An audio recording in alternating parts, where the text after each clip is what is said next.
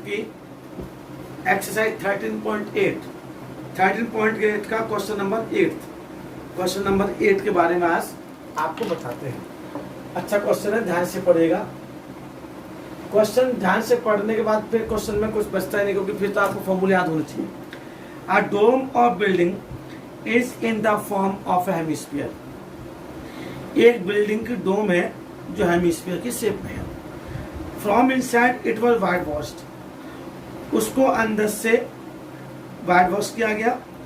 Eight the cost of rupees 498.96 rupees की cost पर। अगर कॉस्ट 2 रुपीज पर स्क्वायर मीटर हो तो आपको पहले इनसाइड सरफेस एरिया निकालना है और फिर वॉल्यूम ऑफ एयर निकालना है। देखिए बहुत इजी क्वेश्चन है, अच्छे से पढ़ेंगे।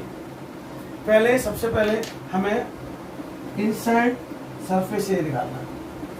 Inside surface area of dome. Formula क्या होता है, क्योंकि हेमिस्फेरिकल है तो 2 pi are square, 2 pi are square हमें दे रखा है। निकाल लेंगे सबसे पहले। हमें दे रखा कितना रखा है, कह रहा है 498.96 को 2 रुपीज के हिसाब से किया तो कर देंगे 2 4 2 4 8 ना 498 है। 2 2 4 2 4 8 2 9 18 क्लियर, और 2 4 8 2 16 ये मीटर स्क्वायर आपका सरफेस एरिया आ गया 249.48 मीटर स्क्वायर। अब हमें ये सरफेस रखा है तो हम इसका फॉर्मूला आके रेडियस निकालेंगे। 2 pi are square equal to 249.48। अब 2 into 22.7 into R square equal to 249.48। अब R square equal to 249.48 into 7 upon 2 into 22।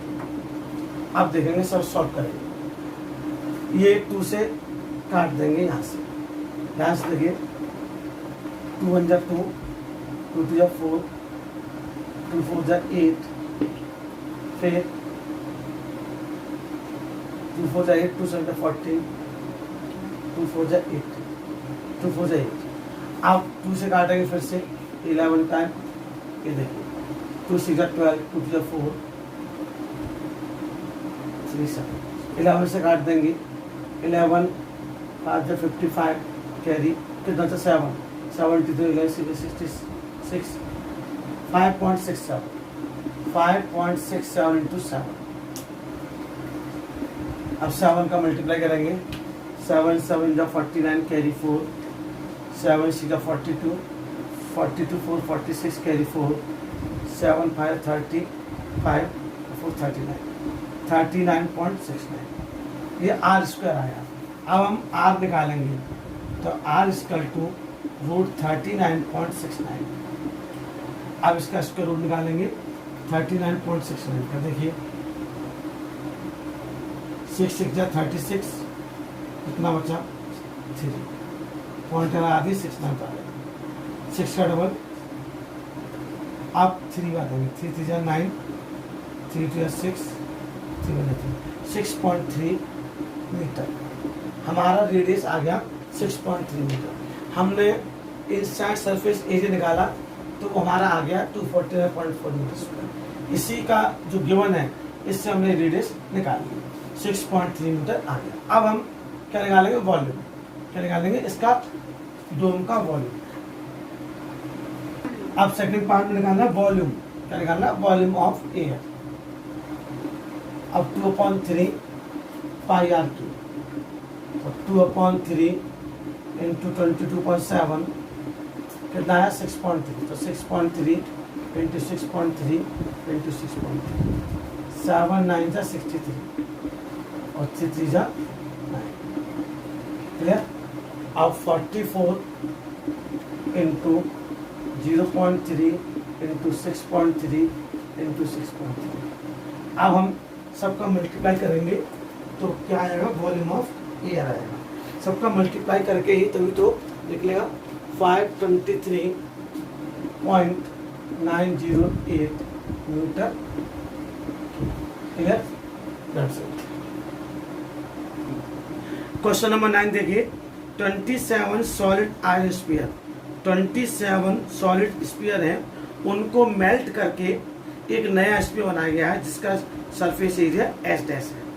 तो सबसे पहले तो हमें 27 सॉलिड आयरन स्फीयर जिसकी रेडियस R है और सरफेस एरिया S है, उनको मेल्ट करके क्या बनाया गया, सरफेस एक स्फीयर नया बनाया गया।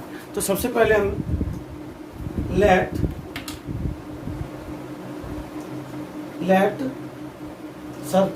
Late radius of new sphere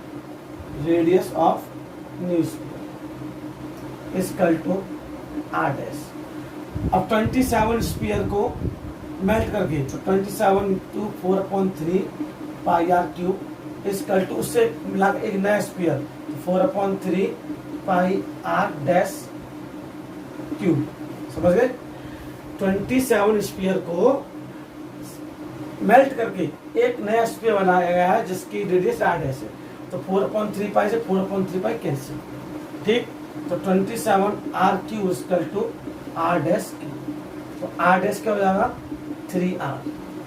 27 का क्यूब रूट 3 और R क्यूब का R, तो R डैश हो गया 3R। अब हमें पूछा है कि जो सरफेस एरिया है पहले वाले का और S डैश नए वाले का, उसका रेशियो निकालो। तो S/S डैश, ध्यान से देखिए, 4 pi R square upon 4 pi R dash square. 4 pi से 4 पाई कैंसिल हो गया, R square as it is लिखेंगे अपॉन R डैश का रखा 3R, तो 3R का होल स्क्वायर। तो R square upon 9R square, तो R स्क्वायर से R स्क्वायर कैंसिल हो गया, 1/9, 1:9। क्लियर? कितना इजी क्वेश्चन है।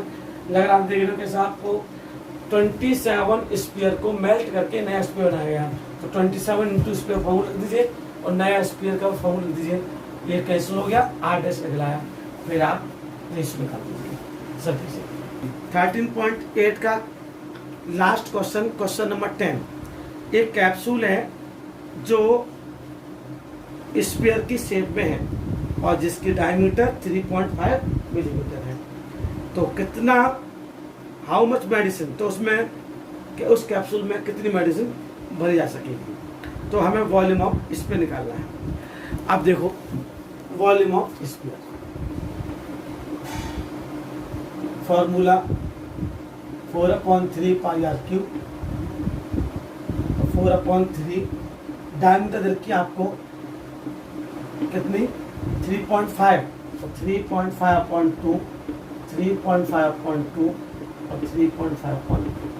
ध्यान से देखिएगा, 2 से ये कैंसिल हो गया 11 टाइम्स, 2 से कैंसिल हो गया 2 बार, 2 से ये 2 कैंसिल हो गया, 7 से कैंसिल हो गया 0.5 बार। क्लियर? तो बचा 11 इंटू 0.5 इंटू 3.5 का 3.5 मल्टीप्लाई 12.25 अपॉन 3। अब मल्टीप्लाई करेंगे 5.5 इंटू 12.25 अपॉन 3, 11×5 = 55।